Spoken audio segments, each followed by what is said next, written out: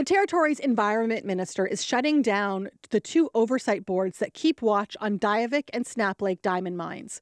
The two boards are independent watchdog organizations that were created as part of the agreements that allowed the mines to operate.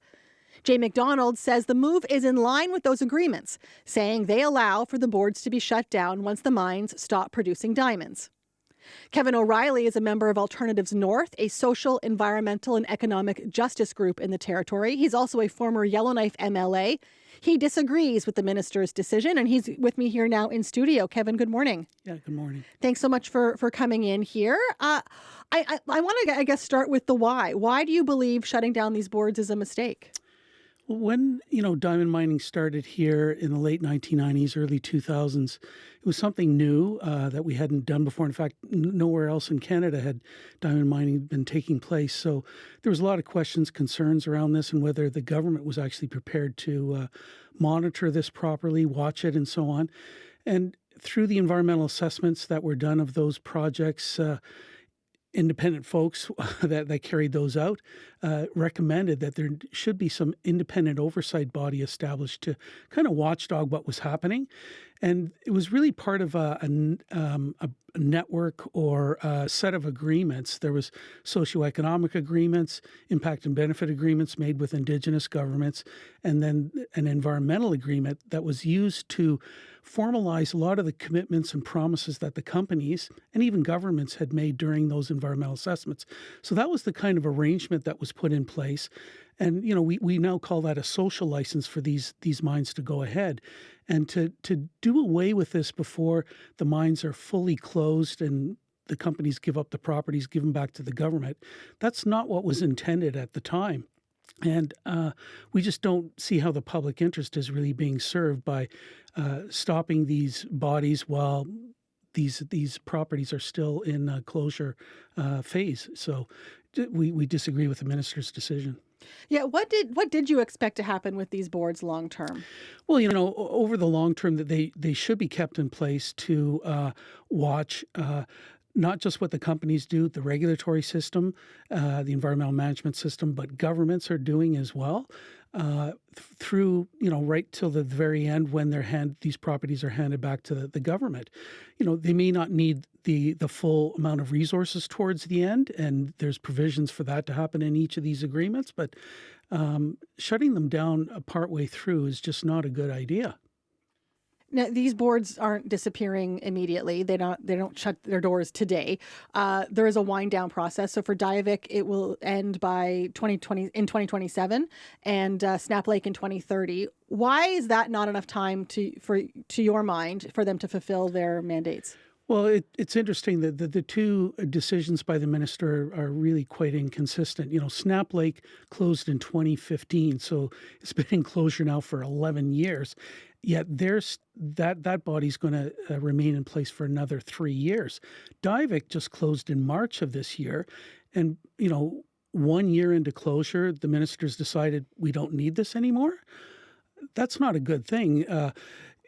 What happens if there's some kind of undetected or unanticipated thing that takes place, or who's really watching this? Sure, there's a land and water board in place, and we have lots of confidence in what they're going to do, but who's there to watch government? And I think that's probably one of our biggest concerns, is shutting this down before as Diavik gets into closure. Why not at least keep it in place for 5 years or something to make sure that the post-closure monitoring results are what they're supposed to be? But to shut it down within a year of closure, not a good idea. So these boards, because you said you do have faith in what the Land and Water Board is doing. Were these boards also monitoring the Land and Water Boards? Absolutely, that's part of their role, and it's written right into the agreements that they also are watchdogs of the environmental management system. So that's a very important role. I would also point out, we just had the largest diamond mine go into receivership. Well, in fact, it's now become a public liability, and there may not be enough money set aside to actually close that mine properly because there's not a closure plan, a final closure plan in place. The financial security has not been reviewed for quite a while. So our government, us as taxpayers, we're probably going to be on the hook for tens of millions of dollars because in our view, N.W.T didn't do its job. Um, I want to read you some of Minister Jay McDonald's written rationale for the decision on the Diavik mine specifically. Part of the reason for winding down that board, he says, is, quote, the mature integrated co-management system that has developed in the Northwest Territories since 2000. He then goes on to say that this decision also reflects the concerns expressed by parties will be sufficiently addressed through the mine's traditional knowledge monitoring framework and the establishment of a fund to support independent technical reviews of regulatory submissions. So essentially what he's saying here is there are other people watching and there will be money to support them watching. Why is that not enough for you? Well, let's start with the issue of a mature co-management system, environmental management system.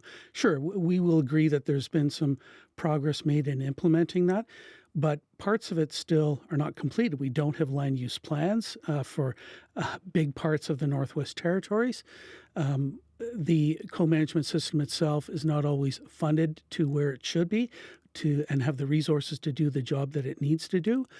People don't have resources to participate in this as well. Participant funding is still discretionary here, and it's only generally available for environmental assessments. Some Indigenous governments can access some money for land and water proceedings, but whether that's enough is another issue because it's very expensive to do these proceedings properly if you want to have experts participate. And it's not an even playing field. Companies have a lot of resources. They can hire legal counsel, all kinds of experts, engineers, and so on.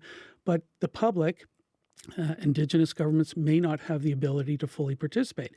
And governments now often don't even show up, or their experts are not allowed to bring forward the evidence and their opinions in these kinds of proceedings. So, yeah, we have a good co-management system, but it only works when people have the ability to access it and participate in it, and that doesn't happen all the time.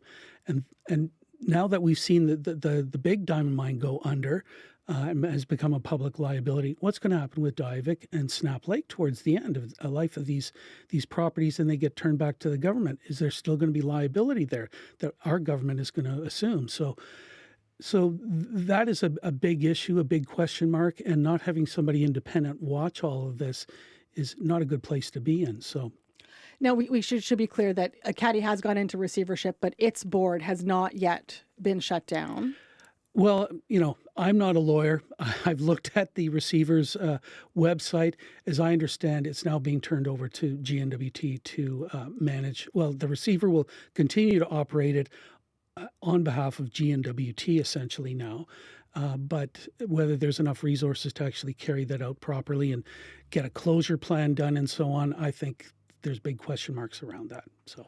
But there is a separate board for Caddy, is there not? Yes, there is. Now, the funding, though, for that has, as I understand it, has not been provided for the current year. And whether N.W.T and the receiver will see fit to continue that, that's a good question. So I think there's some uncertainty there. Were the mines the ones funding these boards? Yeah, absolutely. That was part of the arrangement that they should. Now, initially, there was some startup funds provided, I think, to each of them that included some government funding, which is not unreasonable. But on an ongoing basis, they're the ones that were creating potential environmental issues, problems, liabilities. They're the ones that should be paying for this. So. Yeah, so I guess to get back to Caddy here for a minute, do you have an idea of what these two decisions could mean for Caddy going forward? That's a very good question, isn't it? As I understand it, the Caddy environmental agreement is different. There are no provisions for the minister to review their operations and basically shut them down. So it's a little bit different. It was the first one that was negotiated. So but whether the receiver and N.W.T see fit to continue the funding, that's a good question. I think you need to ask the minister. Do you believe there can ever be too much oversight? Well, just let's look at N.W.T's track record since devolution that happened in 2014.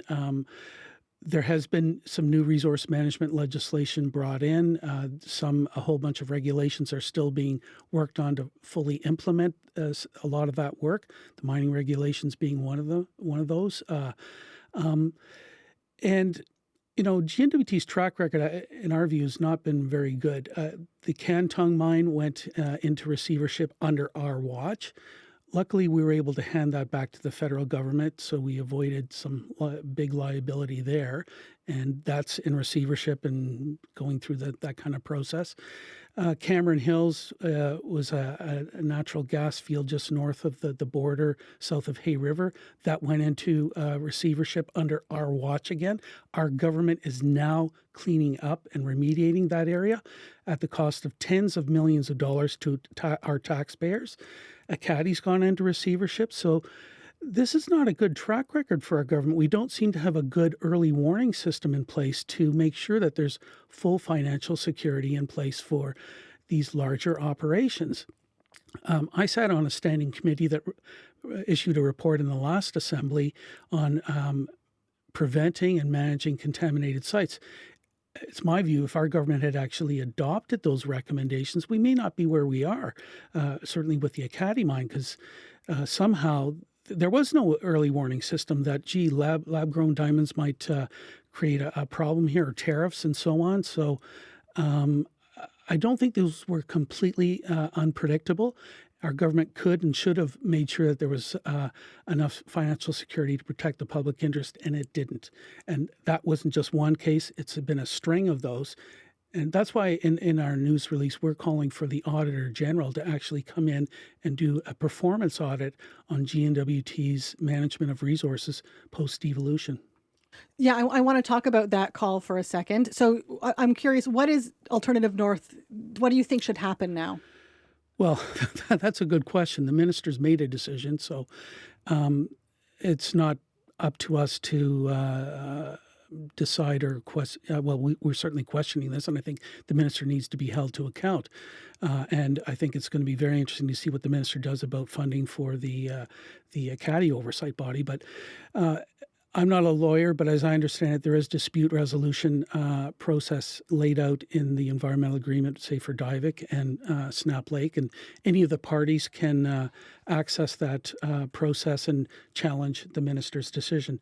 There may also be an opportunity for judicial review, but hey, I'm not a lawyer, so those are expensive, but processes. But if one of the parties to the environmental agreement felt strong enough, that might be an opportunity there.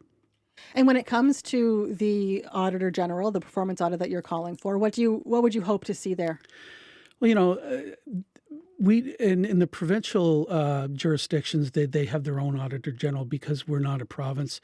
The federal Auditor General still has a jurisdiction here, and they look at the financial statements, the public accounts of GNWT on an annual basis, but they also decide on their own accord without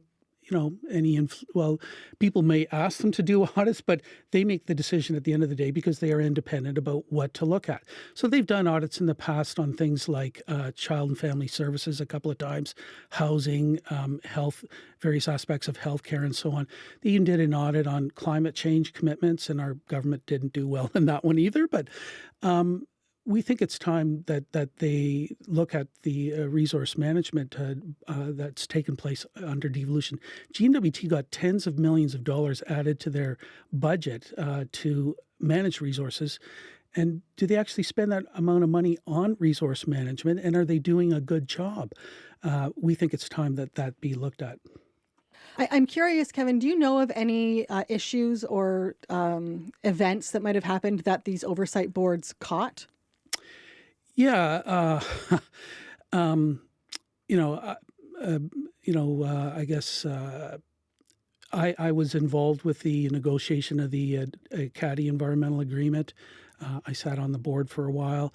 I was the executive director for 10 years before I became an MLA, full disclosure. So I believe that they do good work. And